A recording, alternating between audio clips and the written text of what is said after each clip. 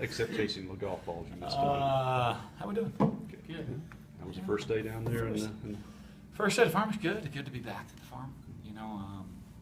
Out there, it's great. Just a different mindset for the guys. I think especially young players, maybe a little bit of like, wow, this is a shock. But for the older guys that have been, it's a we're in training camp mindset. And I think by having that place, by going there to practice there and separate training camp, it gives them a different feel for where we're at and what part of the season it is. Does it kind of block things out when you go over there for some of the younger guys and the veterans as well?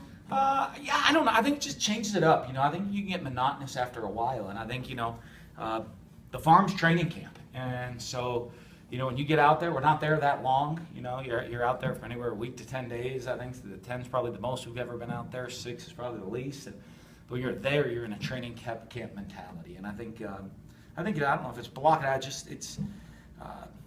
You just know it's different, and and so I think that helps the guys just as they get through training camp.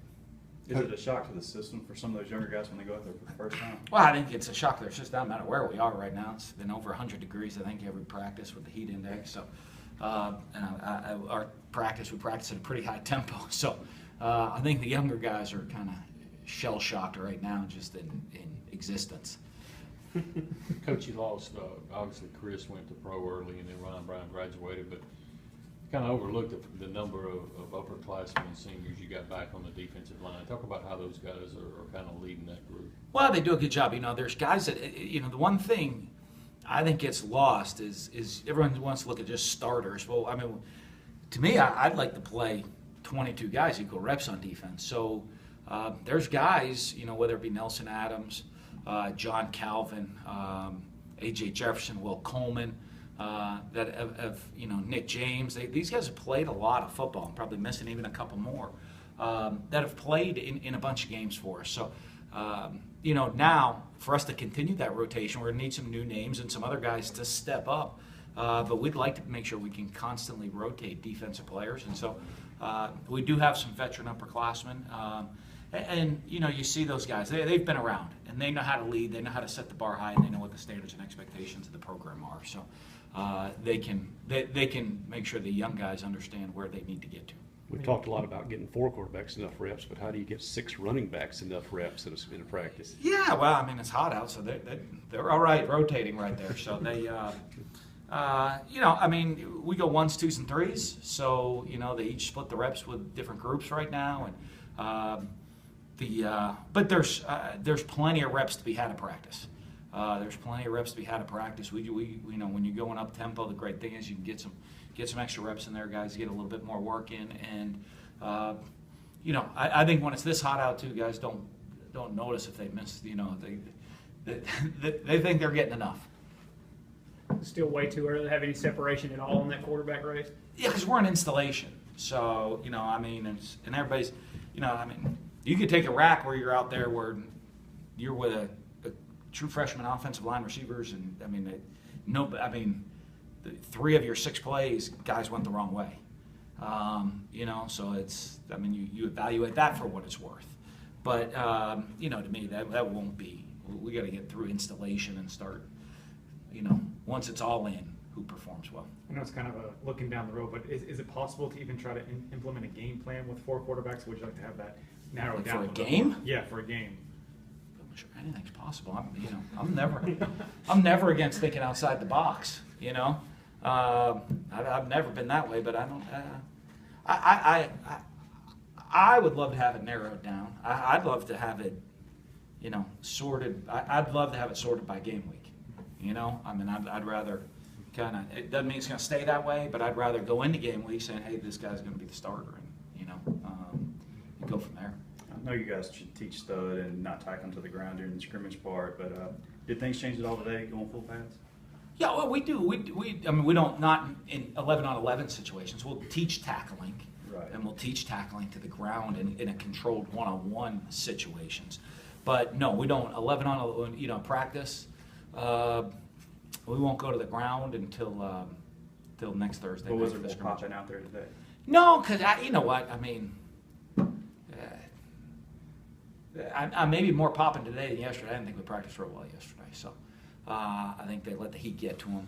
But today, I think the focus was much better. So that was, I don't know, I don't think it had anything to do with full pad, whether you're in full pads or not in full pads. I thought it just had to do with the leadership, the intensity of the team being more focused out there on the field today. Is that something that comes from you as a coach to let them avoid the heat, or is it something you said leadership and players? Well, I think anything. I mean, you're going to face all different types of adversities. Hot practice, I'd rather find a way to overcome adversity at practice than have to and be prepared to face it in a game than try to figure it out on game day. And there's all different types of adversity.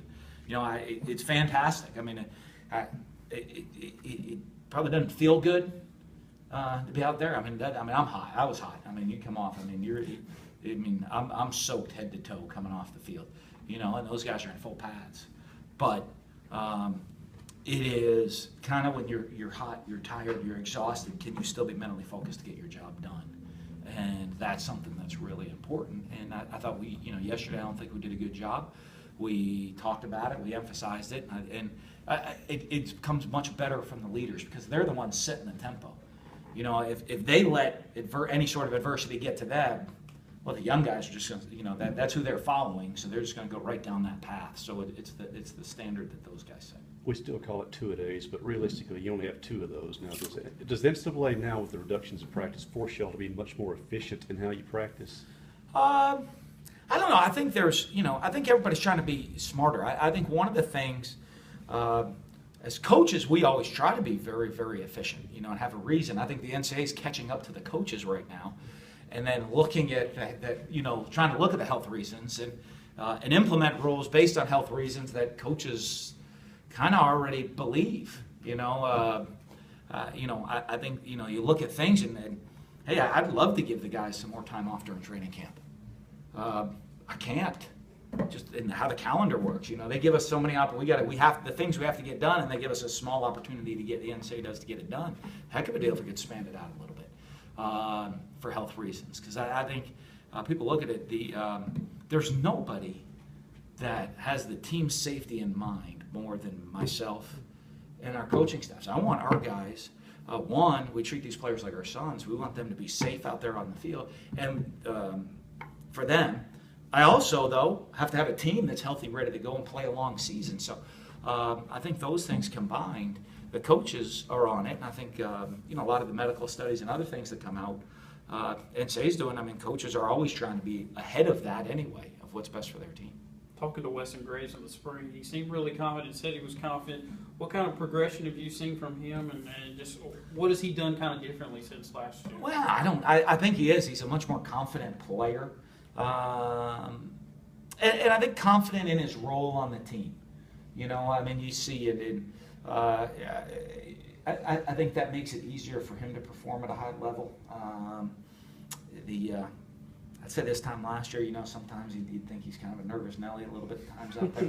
But, was he $150? You know what I mean? 5'8", $150 out there or something around all these other guys. So, but I think you see how he carries himself, and I think he knows in how he carries himself. He has confidence in himself, and he knows the team has confidence in him, and I think that just carries on to who he is in practice. Do you have any talks with him about that confidence, or how did that? No, I think he just understands it. The talks came last year. We had confidence in him last year. He had to get it within himself, and I think just being out there on the field and having to perform. In games, I think a much different mindset when you've done it on the big stage. That now you understand what that big stage is about. Now I'm going to make sure I'm prepared the right way for it. How does Reginald Todd and Jamal Couch's size lend to maybe more opportunities this year, just because size? And Osiris, all 3 of those guys, they got some size to them. Because we lost a bunch of guys with size, right. So there's opportunity for them. But like with any freshman, to me, it's how fast they can learn and adjust. Because size or not, if they don't know the plays and they don't have the technique, they're not going to be there. So they're right now trying to figure out how to practice, how to survive a college practice, and on top of learning a whole new installation. So I think there is opportunity to play. I don't know who it'll be. Whoever picks it up the fastest will probably have the best. Will be the one that gets the opportunity to play this year. Coach. Thanks.